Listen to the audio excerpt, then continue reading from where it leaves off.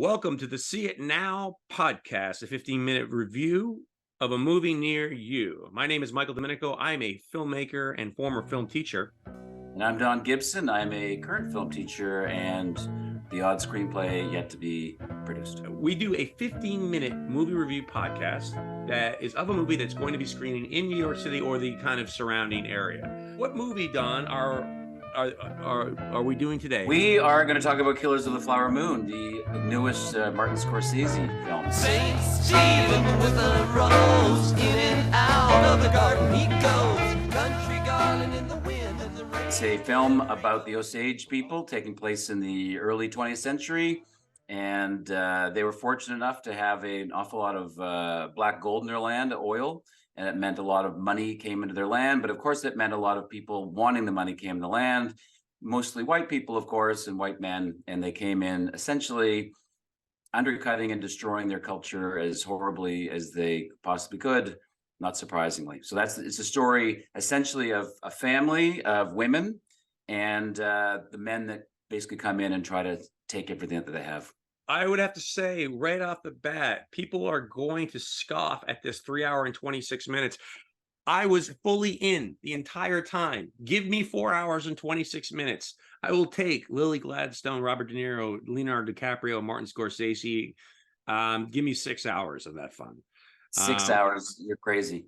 It's like maybe I'd say max 2.5 hours, maybe 2 hours and 40 minutes.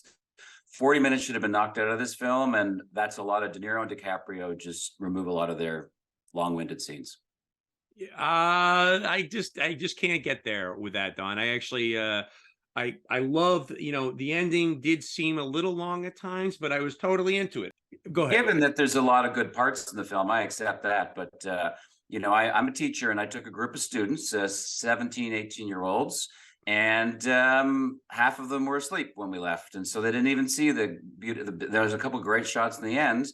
They missed it all because it just went on and on and on. Well, maybe once TikTok kind of raises its limit to 3 hours and 26 minutes, we'll be maybe kind of more in that ballpark. Truthfully, I do think it probably could be cut down a little bit. But I was fully in the entire time, and I adamantly disagree with you that there should be any trimming. Well, the thing a master's with me is, work. I love long films, and I love long, slow films, but that's not what Scorsese's aiming at here. He's got a really, there's a lot of things that do happen in this film.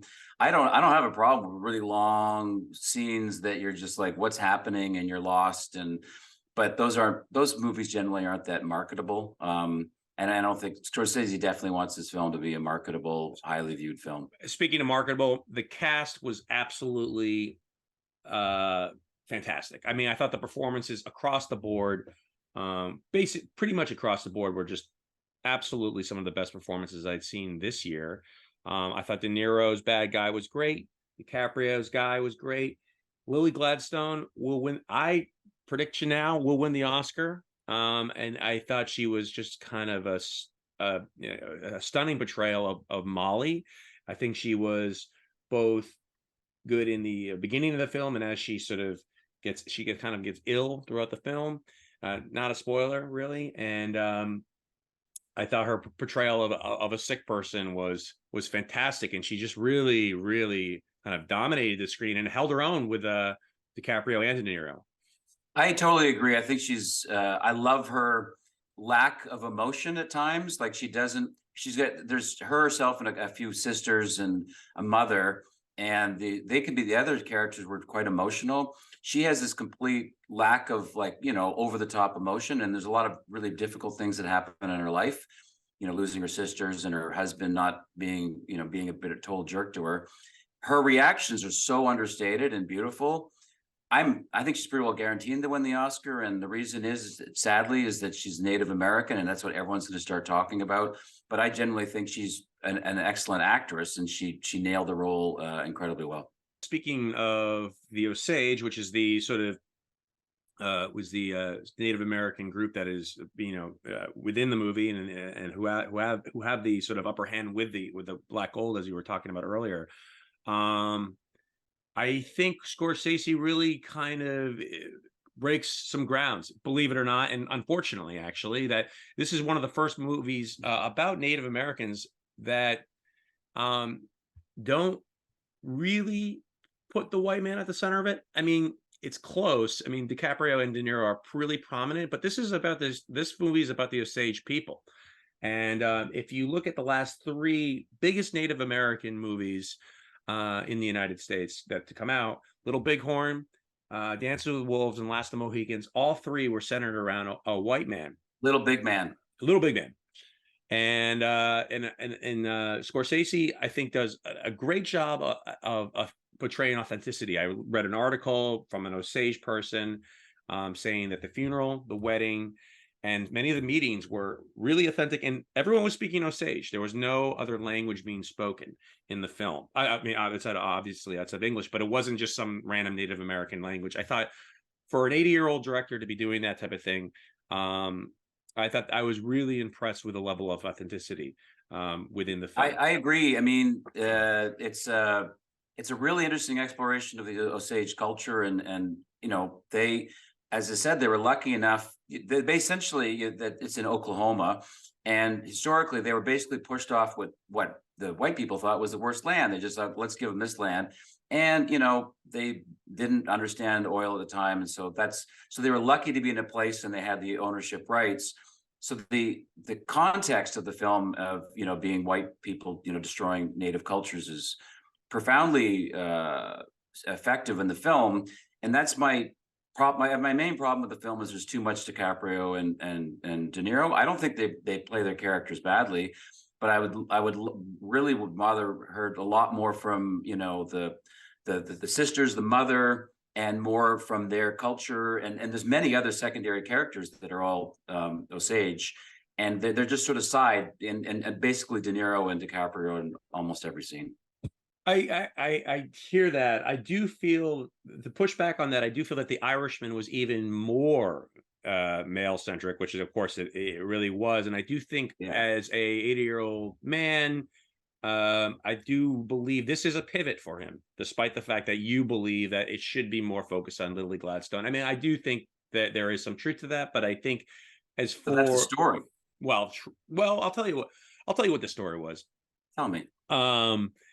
Basically, Scorsese goes in around 2017 to 18. I just read this 2017, 2018. Scorsese goes to an Osage meeting, right? And then he meets a bunch of Osage people, and they have a lot of concerns about the book. Apparently, the book, which I haven't read, is more focused around the court case and the FBI the FBI situation, which was played very effectively by Jesse Plemons. Kind of besides the point. When Scorsese goes to the meeting, the Osage people were very adamant that they portray the film from the perspective of the Osage. And a sort of silver lining, if you want to say that, not really, of the pandemic is that Scorsese had to stop production, and he actually had to sort of rewrite the film based on what the Osage wanted and what they requested. And I thought there was some, I think there's a level of understanding that goes into this man's this filmmaking. And I thought that was really apparent in the portrayal of the Osage. I mean, the language was, like, according to Osage people, very accurate and spoken at times without subtitles, which I actually love that choice. And I think he really did pivot, I think, from Irishman. He got a lot of pushback. There was no women characters in the Irishman, and there was very little things outside of the three main guys. And I thought there was, believe it or not, there was growth seen by this 80-year-old man. I agree. I'm not disparaging the film. I think there's an awful lot to praise for the film. I just really wish he'd taken at least half an hour out. But he has, like, you know, Scorsese, of course, is known for, you know, Taxi Driver, Raging Bull, and Casino. And these films, you know, obviously mostly centered around mob stuff and a lot of violence. There's some violence in this film, but it's a little bit toned down. But he also did film Silence, the one set in Japan, the attempts of the Christians to get into Japan, which I thought was an absolutely marvelous film. And he also did Last Temptation of Christ, which is, well, pretty obvious what that story is about. And so those are definitely, he's always been reaching and trying to figure out he did the musical New York, New York, and he's done really interesting films that's challenged himself, aside from not always doing the mob stuff. So I definitely commend him on making these choices. Don, what do you think about the violence in the film? A couple bits are okay. I think there's gratuitous aspects. There's an aspect when one of the sisters gets killed, and we're told all about it, and we hear about it, and we see the body, and then that's it. But then in the trial segment, they go back, and while somebody's describing what happened, it's a voiceover, and then we see it's really brutal, the violence, what's done to the woman. And I was like, well, I don't know why we're seeing this stuff. So it definitely doesn't shy away from violence, but there's at times that he just puts some stuff to shock us. It kind of reminds me of Tarantino a little bit in a negative way. I actually would disagree. I thought the violence has gotten colder as he's gotten older. Like initially there was always a sound cue and some sort of Rolling Stones jam, and everyone's like, you're watching a bunch of close-ups. I mean, I read recently a New York Times article, and I can't remember the writer, but basically there's a really interesting take on his maturity with violence, and how in this particular movie, he actually, as well as with The Irishman, he portrays the violence in predominantly wide shot. And he also portrays the violence without music. And it just gives us this more real, cold thing. And I think it's actually more effective and scarier.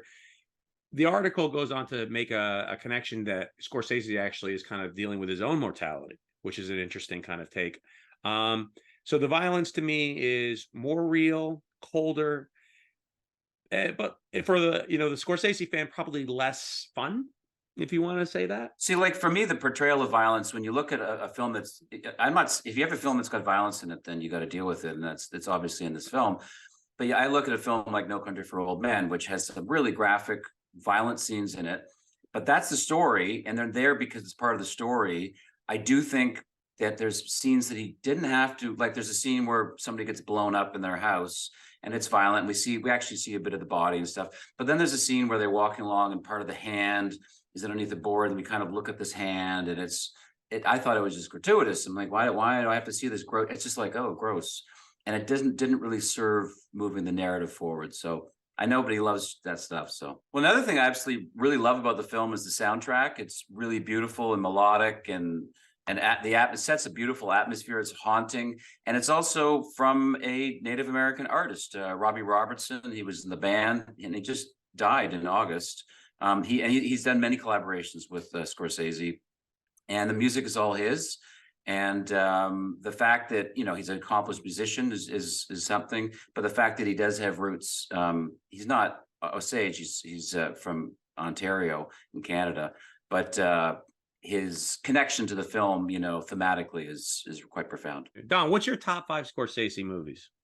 Well, I got to go with Taxi Driver, Raging Bull, Last Temptation of Christ, Goodfellas, and Silence. Those are the top. Okay, I will go with Raging Bull, Taxi Driver, Goodfellas, Casino, Killers of the Flower Moon. Oh, it made it. It made the top 5 for me. I would say if The Irishman didn't use CGI, it would probably be in there too. But I just feel like that fake shit didn't work. Each week we do a grade for the film, 1 being a poor film and 10 being a great film. My 1 is Beavis and Butthead Do America. I think it was one of the worst movies ever. My 10 is There Will Be Blood, my favorite movie. My 1 is Maverick, the film that came out last year with Tom Cruise. It's the first film I walked out in 35 years. Top Gun for those not familiar with the Maverick. Yeah, that one. And then my 10, it's just a Gary Wrath of God by Herzog. It's, very slow movie that I just adore. So I would give this film, I would say 8.5. I would say 8.5. See It Now. I think this movie is well worth your time. It's well worth your 3 hours and 26 minutes. I would give it a 7. And I would say see it, as you just said, in the afternoon. Do not go at night to see this film. You won't make it to the end. You must be alert. And if you drink coffee, drink coffee. Don, we got about a minute left. What did you have for dinner or lunch the day of the movie?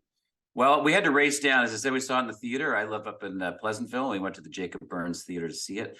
And we only had literally 15 minutes. So I grabbed some sushi from the grocery store, which I rarely do, but it said I was told it was okay. And I had it, and it was this volcano crab sushi. And, if I was served it in a restaurant, I would say this is old and bad. But coming out of the supermarket, I was pretty happy, and the crab didn't taste terrible. Very interesting. Probably the best part of the pod on your side. I would say, well, I'll tell you what I had. I had a slice of Antonio's Pizza, which is a pizza place on Flatbush. I'm not sure. I think it's been there for like around 25, 30 years. I could be wrong. The buffalo chicken slice is divine. I would highly recommend it. You only need one. If you get two, you could do that. It could be a little too much. I had one slice. It was the perfect amount. Big shout out to Antonio's Pizza. Probably my favorite slice in all of New York is that buffalo chicken slice. Killers of the Flower Moon. It will be screening at Brooklyn Academy of Music, Alamo Draft House in Brooklyn, and I'm sure in Manhattan, Cobble Hill Cinemas, Williamsburg Cinemas, Nighthawk, IPIC Theaters, Regal Essex Crossing, and Alamo and Manhattan, Regal Battery Park, AMC Village 7, Regal Union Square, and Quad Cinema. I'm sure there's other theaters it is screening at, and we just want to support these local movie theaters and even some of the big boys, I suppose. Yeah, don't see it online. Don't see it online. Go to the theater. This is definitely a film you should see in the theater. It's definitely a film. You should probably not be drinking too much water or beer beforehand. This has been our first inaugural episode of See It Now. See It Now, a 15-minute podcast that reviews a movie near you. We are New York City based. I'm Michael DeMinico. I'm Don Gibson. And we'll see you next time. See you later. Bye. Saint Stephen with a rose in and out of the garden.